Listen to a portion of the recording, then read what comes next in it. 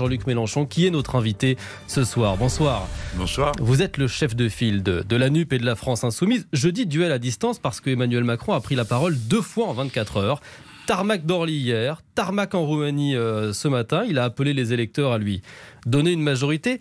Vous avez parlé d'un sketch à la Trump, c'est-à-dire... Au début, j'étais un peu surpris, cette présence sur le tarmac avec un micro. C'était Trump qui faisait ça. Alors bon, voilà, c'était un bon mot. Et puis, je l'ai écouté parler et ça a commencé à m'inquiéter. Parce que le ton était quand même assez dur. Et à un moment donné, il ne doit pas manquer une voix à la République. Mais la République, c'est moi, comme dirait l'autre. Hein. Donc, la République, c'est nous tous. Pourquoi ce ton? Pourquoi cette manière de rejeter les autres? Et ensuite, j'ai trouvé que ça se dégradait encore plus, parce que c'est depuis l'étranger qui recommence. La règle, c'est qu'on évite de se disputer depuis l'étranger. Apparemment, lui, non.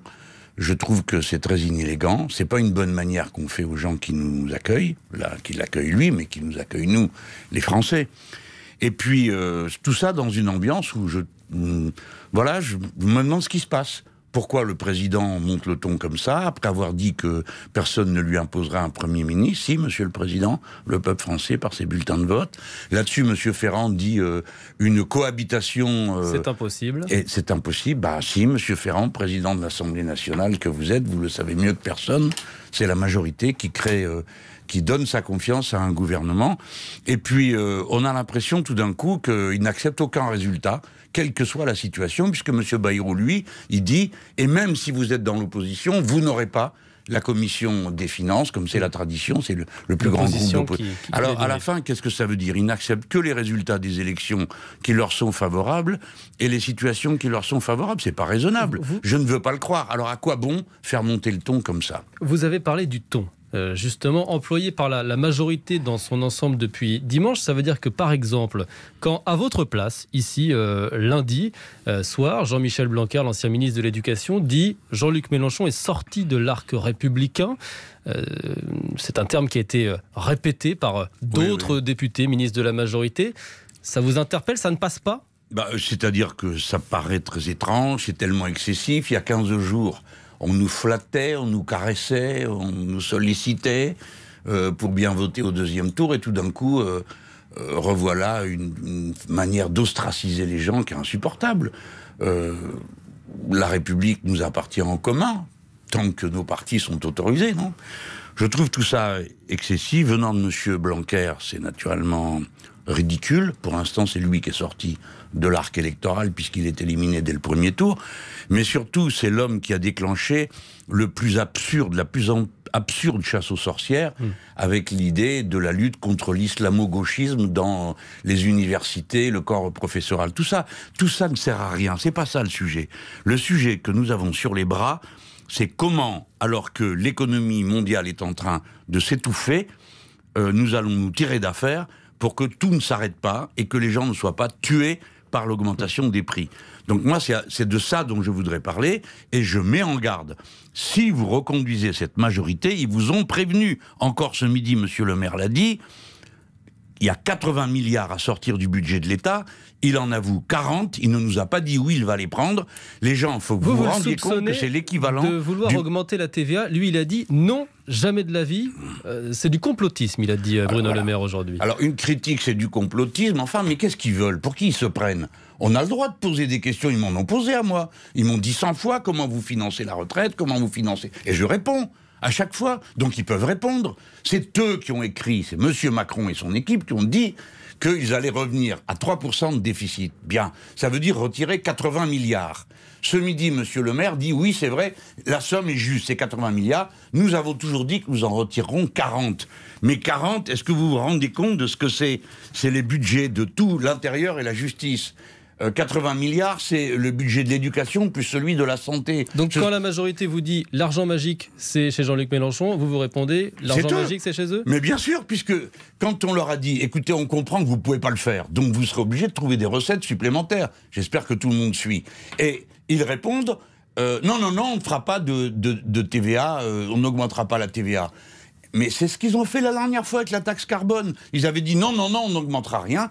Et ils avaient écrit à la Commission européenne, nous allons réduire le déficit. Et ça vous a donné la vague de gilets jaunes. Aujourd'hui, ils disent que par rapport à l'inflation, que font-ils? Rien.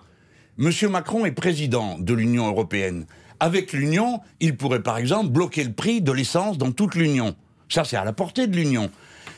Il pourrait interpeller la Banque centrale et dire surtout d'augmenter pas les taux d'intérêt parce que vous allez bloquer l'activité économique. Il ne fait rien de tout ça. Pourquoi?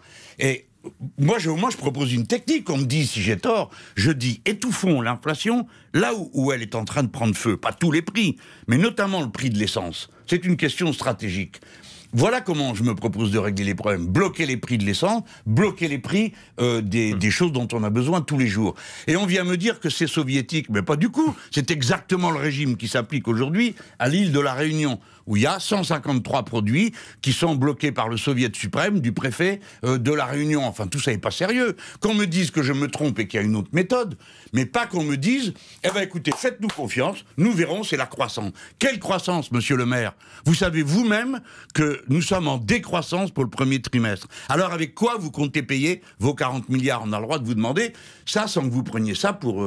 je ne sais pas, une insulte ou je ne sais pas quoi, c'est tout de suite les grands mots. Alors Bruno Le Maire n'est pas là, mais on tentera de le faire réagir sur RTL. On va marquer une toute petite pause, Jean-Luc Mélenchon, et puis ce grand entretien va se poursuivre à 4 jours du second tour des élections législatives.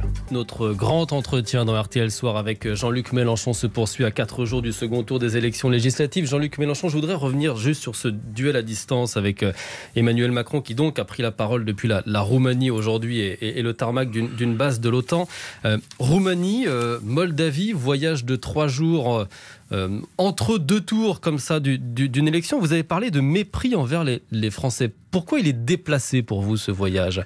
D'abord parce qu'il a été décidé, non pas dimanche dernier, parce que les gens ont dit il s'enfuit. C'est une blague. Moi-même d'ailleurs je l'ai fait, j'ai dit le bateau coule, il s'envole.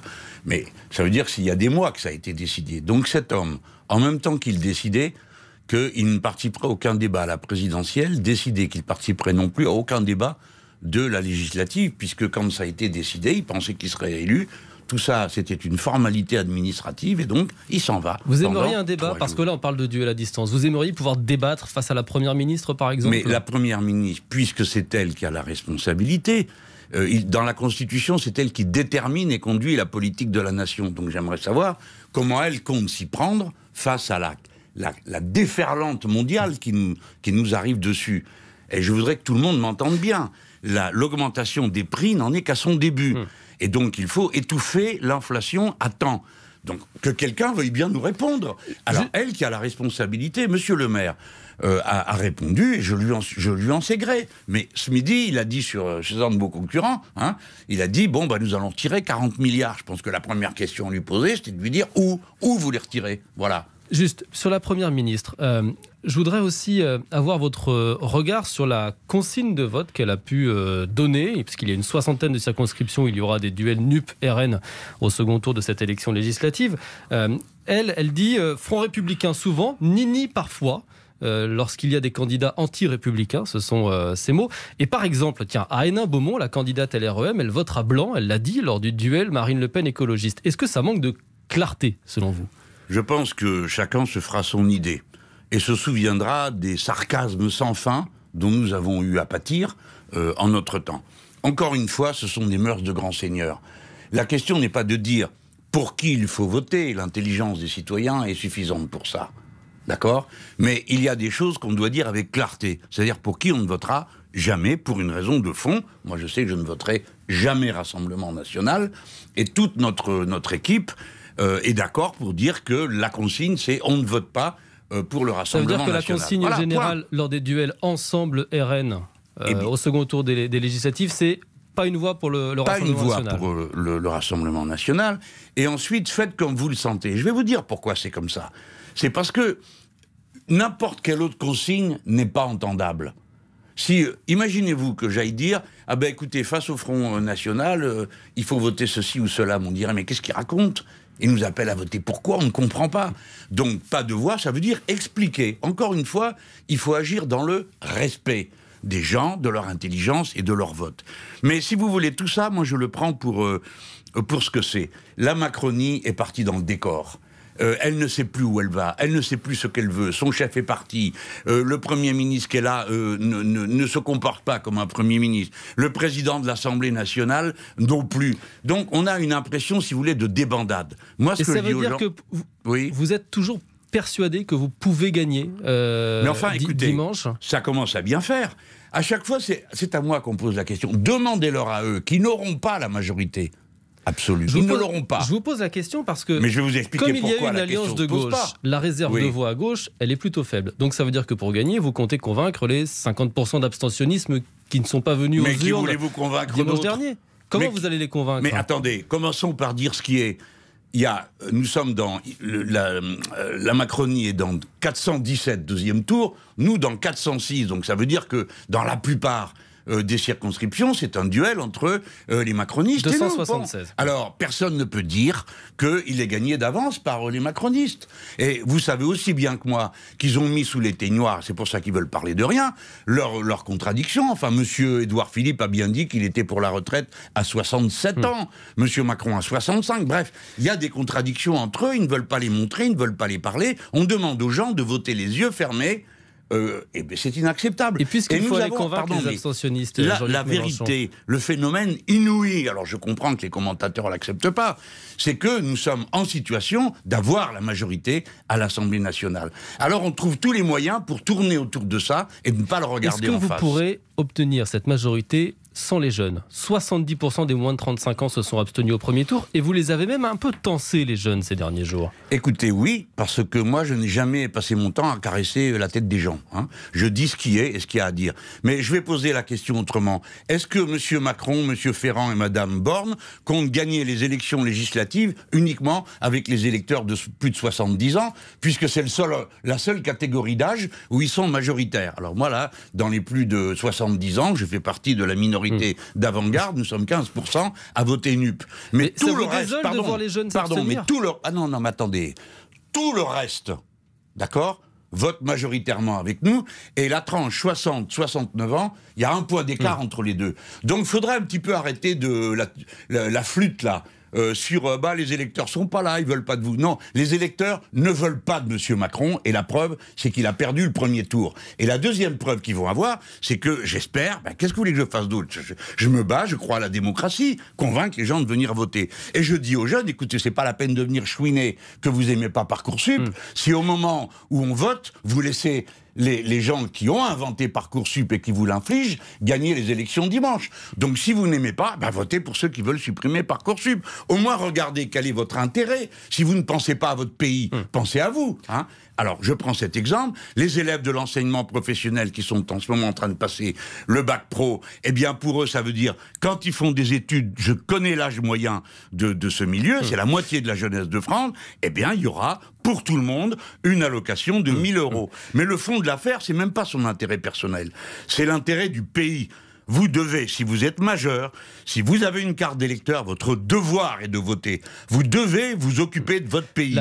Voilà, alors votez pour qui vous voulez, mais votez. L'appel est lancé. Merci Jean-Luc Mélenchon d'avoir été ce soir notre invité sur RTL. Je crois qu'on devait parler aussi des bêtises du MEDEF. On doit parler des bêtises du MEDEF, mais comme vous le savez, Jean-Luc Mélenchon, les temps de parole sont extrêmement précis en ce moment, parti par parti. Il y a des règles de l'ARCOM. Oui, mais on aurait dû parler de ça, parce que c'est ce qui compte, c'est les revenus des gens. Comment on va vivre demain, ne pas être enfermé dans la survie. Vous reviendrez, Jean-Luc Mélenchon. Vous êtes cordialement invité vous me réinvitez quel jour? Quand vous voulez. Mercredi matin, rendez-vous est pris. Vous serez là mercredi matin? Mon chef me dit mercredi matin, le directeur de la rédaction. Mais mercredi matin, je serai Premier ministre. Alors, je vais avoir on sera ravis de recevoir le Premier ministre sur RTL. Pourquoi pas? Allez, dans un instant, ça